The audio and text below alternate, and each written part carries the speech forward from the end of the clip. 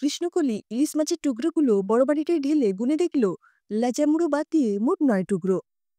অর্থাৎ অর্ক আর ওর per head 4.5 টুকরো করে বরাদ্দ। অর্ককে 1 টুকরো ইলিশ মাছ বেশি দেবে এত মহান কলি কোনো কালেই নয়। অর্ক বউকে যতই ভালোবাসুক, ইলিশের ব্যাপারে খুবই সেনসিটিভ। ওদের সবে 1 বছর হলো বিয়ে হয়েছে। বিয়ের 6 মাসের মাথায় অর্ক বোম্বেতে বদলি হয়ে এসেছে। ওরা দুজনে মিলে হাতে কলমে সংসার করা শিখছে। কলি যৌথ পরিবারে বড় হয়েছে। এক গাদা খুড়তুতো জ্যাঠতুতো ভাই বোন মিলিয়ে জমজমাট সংসার। শ্বশুরবাড়িতেও শ্বশুর শাশুড়ি, একটা স্কুলে পড়া ছেলেমানুষ ননদ নিয়ে মোটামুটি ভরাভর্তি সংসার ছিল। প্রবাসে তার যেন আর দিন কাটে না। একটা চাকরি বাকরি না পেলেই নয়। কলি মাছের টুকরো গুনার মতো সংসারই মোটেও নয়। কিন্তু ইলিশ মাছের টুকরো নিয়ে ঝগড়া গত দুঃখে পেয়ে বাড়তে বাড়তে প্রায় ডিভোর্সের উপক্রম হয়েছে। বোম্বেতে ইলিশ মাছ অগ্নিমূল্য। কিন্তু তাও ওরা দুই ইলিশ প্রেমী গত মাসে দুবার বাজার থেকে ইলিশ মাছ কিনে এনেছে। কিন্তু মুশকিল হয়েছে অন্যত্র। ওরা দুবারই খেতে বসে দেখেছে ইলিশ মাছের টুকরো যেন সংখ্যায় কম কম। খুবই স্বাভাবিকভাবে কলির ধারণা অর্ক লুকিয়ে লুকিয়ে ইলিশ খেয়ে নিয়েছে। অর্কের ধারণা এটা কলির কীর্তি। প্রথমবার লজ্জার মাথা খেয়ে পরস্পরকে ওরা ইলিশ চড়ে তকমা দেয়নি। কিন্তু দ্বিতীয়বার দুজনেই হাউমাউ করে ঝগড়া করে মরেছে। এবার ইলিশ মাছ আসায় কলিতাই খুব সাবধানী। পারলে ইলিশগুলোকে ফ্রিজের বদলে লকারে ভরে রাখে। সেদিন শনিবার, তারপর মাসের শুরু। ওরা পুরোনো ঝগড়া ভুলে আবার একটা মাঝারি মাপের চকচকে ইলিশ কিনে আনলো। নুন হলুদ মাখানোর সময় আরেকবার গুনে নিল কলি। পুরো 9 পিসই আছে। 4টে ভাজবে আর 5টা বেগুন দিয়ে পাতলা ঝোল করবে। সর্ষে বাটাটা এখনো ঠিক সড়গড় হয়নি তার। এই তো হয়ে যায়। ইলিশ মাছের ঝোল করে কলি চান করতে গেল। ভাজাটা অর্ক করবে। গায়ে দুমুক জল ঢালতে না ঢালতে বাথরুমের দরজায় অর্কের চিৎকারে বেরিয়ে এলো কলি। অর্ক চেঁচাচ্ছে, ঝোলের পাত্রে মাত্র 2 টুকরো মাছ, বাকিগুলো কোথায় গেল? অর্ক মাছ ভেজে ঢাকা খুঁজতে গিয়ে ঝোলের ঢাকা তুলেছিল। অলি গজগজ করতে করতে রান্নাঘরে এলো। পেছন পেছন অর্ক। হায় রে পোড়া কপাল! 4 টুকরো ভাজার মধ্যেও 2 টুকরো হাপিস। অর্ক এবার একেবারে হতভম্ব। এই তো সে মাছগুলো ভাজল। এ কি ভেলকিবাজি! অর্কর ধারণা হলো খোলা জানলা দিয়ে বিড়াল ঢুকেছিল। অগ্নিশর্মা কলির অবশ্য ধারণা ঝোলের ইলিশ, ভাজার ইলিশ সব অর্কই খেয়েছে। রেগে মেগে সে 1 টুকরো মাছও খেল না। অনলাইনে মটন বিরিয়ানি আনিয়ে নিল। অর্ক বেড়ালে মুখ দেওয়া মাছ খাবে কিনা ভাবতে ভাবতে বিরিয়ানিই খেয়ে নিল। প্রচুর সংশয় বুকে নিয়ে মাছের পাত্রগুলো উঠে গেল ফ্রিজে। রাত্রে খুটখাট শব্দে ঘুম ভাঙল কলির। অর্ক অফিসের কাজ সারছিল। নিশ্চয়ই ফ্রিজ থেকে ইলিশ মাছ বের করে খাচ্ছে। ইলিশ মাছের ব্যাপারে সে বোধহয় স্বয়ং ঈশ্বরকেও বিশ্বাস করে না।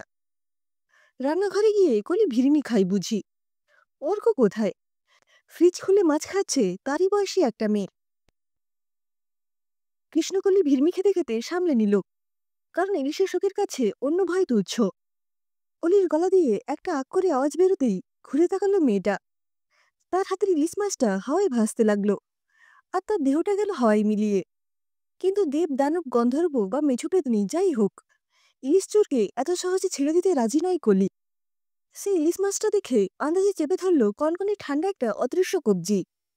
পেতনিটাও হ্যাংলা কম নয়। ইলিশ মাছের টুকরোটা রেখে দিলেই চুকে যেত লাটা। কলি ওর হাত চেপে ধরতে পারত না। কলির বজ্রমুষ্টি থেকে একে বেঁকে হাত ছাড়াতে ছাড়াতে পেতনি নাকি সুরে প্যান প্যান করতে লাগলো। এই কলি, ছেড়ে দে বলছি, ভালো হবে না কিন্তু। কলি নাজুক হলে কি হবে, তার তখন রোগ চেপে গেছে। তুই যা পারিস কর, আমি তোকে ছাড়বো না, চোর কোথাকার! কি চুরি করি রে আমি? সামান্য এক টুকরো ইলিশ মাছই তো নি। ইলিশ চুরি মোটেও সামান্য ব্যাপার নয়। আর মুম্বাইতে তো সোনার দামে ইলিশ কিনতে হয়। ওতে ভাগ বসাবি কেন? সে অনেক কথা। রাত হয়েছে, তুই ঘুমোবি না? তোর বর তো স্টাডি রুমেই ঘুমিয়ে কাদা। উহ, আবার আমার টেক কেয়ার করা হচ্ছে।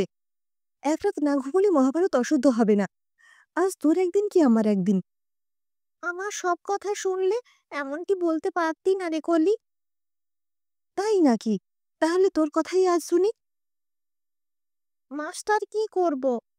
চল বাইরের ঘরে বসে খাবি। কলিয়ার পেতনি বাইরের ঘরে বসে আড্ডা মারতে লাগলো। হ্যাঁ রে, তোর নাম কি? আমার এখন কোনো নাম নেই। আগে নাম ছিল চন্দ্রাবলী। বাপরে, চন্দ্রাবলী বলতে হলে তো দাঁত ভেঙে যাবে। আমি তোকে বরং চাঁদু বলে ডাকবো। চাঁদু বল খাদু বল, যা খুশি বল, একটু ইলিশ মাছ খেতে দিস। মাইরি, ইলিশের দাম জানিস? এমন কষে সর্ষে বাটা দিয়ে রানবো তোর মুখ পুড়ে যাবে। তুই তো হেভি ঠ্যাটা, সর্ষে যে আমাদের সহ্য হয় না সেটাও জানিস। কিন্তু সেসব ঘুরে বালি, তুই যখন প্রথম দিকে সর্ষে বাটা দিয়ে ইলিশ মাছ রাঁধার চেষ্টা করতিস, আমি তার থেকেও ঝেড়ে খেয়েছি। সে কি রে, পেতনি হয়ে তুই সর্ষে খেলি কি করে? ইলিশের টানের কাছে সামান্য সর্ষের জ্বলন্ত তুচ্ছ, একটু পেট খারাপ করে, কিন্তু পেতনির কথা কেটেই এবার কলি বলে উঠল, পেতনির পেট খারাপ? কেন হবে না? খেতে পারলে বাকিটাও হবে বই কি। আচ্ছা আচ্ছা, তুই পেতনি হলি কি করে সেটা বল। আর প্লিজ নাকে সুরে বলিস না, মনে হয় তোর নাক বন্ধ হয়ে আছে, নেজাল ড্রপ দিয়ে দি। ঠিক আছে, নাকি সুরে বলবো না। এমনিতেও তুই নাকি সুরে ভয় পাওয়ার বান্দানোস, আমি বেশ বুঝেছি। বছর 25 আগে তোর মতোই আমি বিয়ে করে এই ফ্ল্যাটে আসি।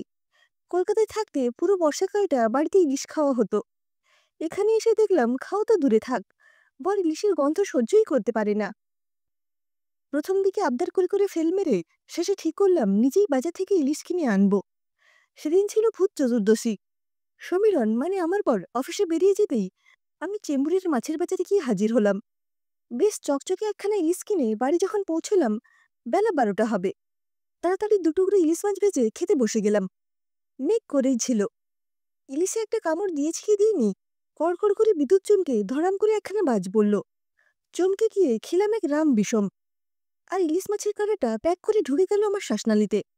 বর এসে হসপিটালে নিয়ে যাওয়ার আগেই আমার প্রাণবায়ু গেল মহাবায়ুতে মিশে। ইলিশ মাছের আকাঙ্ক্ষা নিয়ে মরলাম, তাই শ্রাদ্ধ শান্তিতেও আমার মুক্তি হলো না। সেই থেকে আমি ইলিশের আশা নিয়ে এই দুকামরার ফ্ল্যাটে বন্দি। সে কি রে, তুই তো এখন মুক্ত প্রাণ, ডাইরেক্ট পদ্মায় ঝাঁপ মেরে ইলিশ ধরে খাস না কেন? নিদেন পক্ষে পদ্মা নদীর মাঝির পাশে বসে।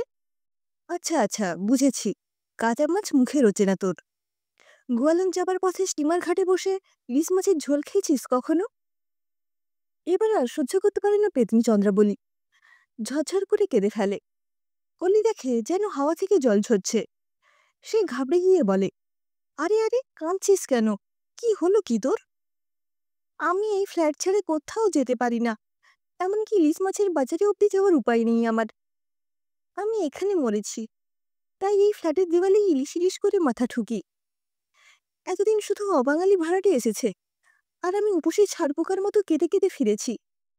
যদিও কৃষ্ণকলি কখনো কোনো কাদন্ত উপসী ছাড়পোকা দেখেনি, তবু চাঁদুর জন্য সহানুভূতিতে তার মন গলে গেল।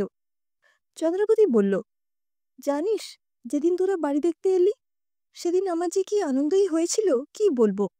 তোদের দুজনের গায়ে ভুরভুর করে মাছের গন্ধ বেরোচ্ছিল। কলির কথাটা ঠিক পছন্দ হলো না। সে মুখ ভেটকে বলল, খবরদার, আমার বরের গায়ের গন্ধ শুকবি না। চন্দ্রাবলীর কৃষ্ণকলি কিন্তু অতঃপরই সই পাতিয়ে ফেলল।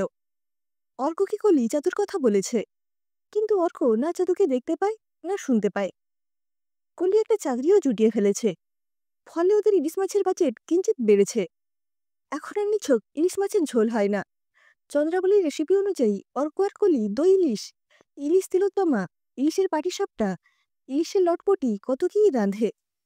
চন্দ্রাবলী ইলিশ রান্নার দায়িত্বটা নিজের কাঁধে নিতে চেয়েছিল, কিন্তু অর্ক সোজাসুজি পেতরি রান্না খেতে আপত্তি জানায়। চাদুর ইলিশ মাছই ধ্যান জ্ঞান।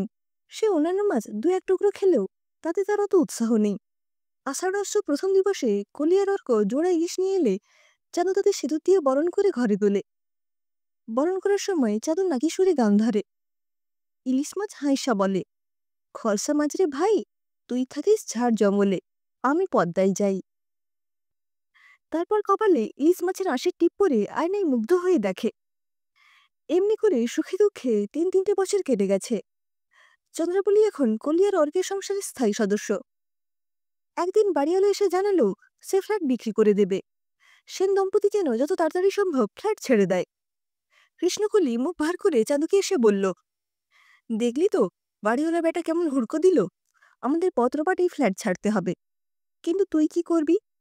তোর তো এ বাড়ি ছাড়ার উপায় নেই। ইলিশ মাছ খাওয়া খদ্দের জোটার সম্ভাবনাও বোম্বেতে বড্ড কম। চন্দ্রাবলী বলল, আমিও শুনেছি, আজ আমি মুম্বাইয়ের বাঙালি ভূত সমাজকে এখানে একটা মিটিংয়ে ডেকেছি। জমিয়ে কটা মাছের পদ রাখিস তো। কত সোজা ভাবছিস তোদের এখান থেকে ভাগানো? তা তুই খবর দিলি কি করে? তুই না এখান থেকে বেরোতে পারিস না? তোদের ইন্টারনেট কানেকশন আছে কি করতে? এখন ভূতেরাও তো পিছিয়ে নেই শোনা। ফেসবুকে কত ভুতুড়ে অ্যাকাউন্ট আছে জানিস? কথা বলতে বলতে কলির ফুলকো ফুলকো গালটা টিপে দিল একটা কনকনে ঠান্ডা হাত। সেদিন গভীর রাতে কলিদের বসার ঘরে যেন হাওয়ার ঝড়। ভূতের মিটিং অ্যান্ড রিটিং বলে কথা।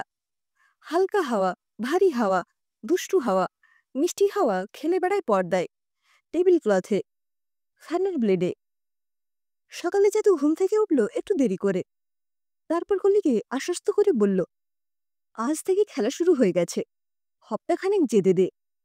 সপ্তাহ কোথায়, দুদিন যেতে না যেতেই কেঁদে পড়ল গুজরাটি বাড়িওয়ালা। তার নাকি জিনা হারাম হয়ে গেছে। তার কানের কাছে কারা কারা যেন সরু মোটা ইংরেজি হিন্দিতে শাসিয়ে যাচ্ছে, এই ফ্ল্যাট থেকে ভাড়াটে তাড়ালে তারা দেখিয়ে দেবে মজা। এমনকি কেউ কেউ বাংলাতেও ধমকাচ্ছে, যদিও বাড়িওয়ালা মোটেও বাংলা বোঝে না। এদের কাউকে তো দেখাই যায় না, তাহলে পুলিশকে এসে বা কার বিরুদ্ধে হবে? 15 দিনের মাথায় কৃষ্ণকলিয়ার অর্ক পেতনির কল্যাণে সিকি শতাংশ দামে মুম্বাইয়ের প্রাইম লোকেশনে একখানা 2 BHK ফ্ল্যাট কিনে ফেলল। সবই ঠিক আছে, শুধু আজকাল সেন দম্পতিকে মাছ অনেকটা বেশি কিনতে হয়। তাদের বাড়িতে প্রচুর গেস্ট আসে, যাদের অনেককেই চর্মচক্ষে দেখা যায় না।